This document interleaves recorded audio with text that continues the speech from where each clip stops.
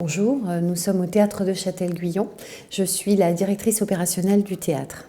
Alors ma mission au sein du théâtre, c'est de gérer le quotidien du théâtre, le quotidien administratif. C'est aussi d'en faire la promotion, la communication et de nous occuper et de vendre l'ensemble de la programmation et de le faire connaître. Alors aujourd'hui, nous intervenons sur le Théâtre de Châtel-Guyon. Voilà le lieu. Est-ce que vous pouvez nous créer quelque chose pour qu'on puisse faire visiter les coulisses, le foyer, etc. Notre challenge, c'est de faire venir le public et de faire découvrir cette salle. Ce théâtre, c'est un théâtre qui date de 1901 précisément.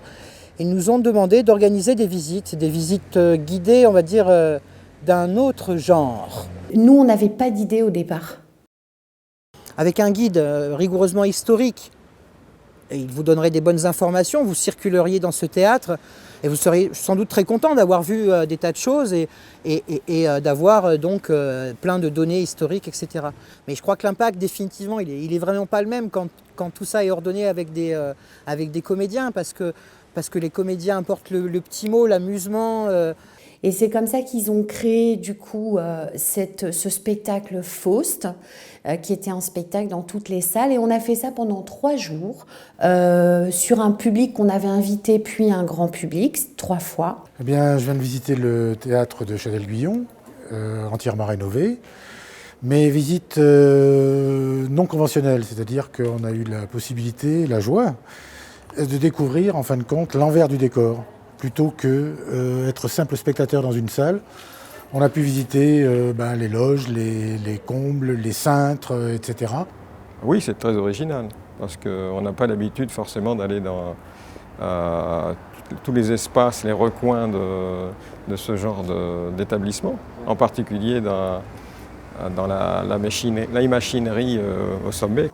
Et on a eu un tel succès que finalement, on a à nouveau du coup travaillé avec Elixir pour refaire la même chose, mais cette fois-ci avec une entrée payante.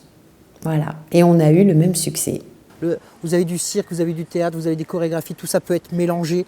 Les ponts sont là entre tous les arts, le son, la lumière, tout ça aujourd'hui mélangé par exemple avec de la vidéo. On peut imaginer tellement de choses. Et c'est ça qui a été le plus pour nous avec Elixir. C'est-à-dire on savait pas, on n'est pas venu acheter un spectacle, on n'est pas venu acheter une prestation. On leur a dit créez-nous quelque chose, n'importe quoi. Et pour moi, ça a été ça le plus.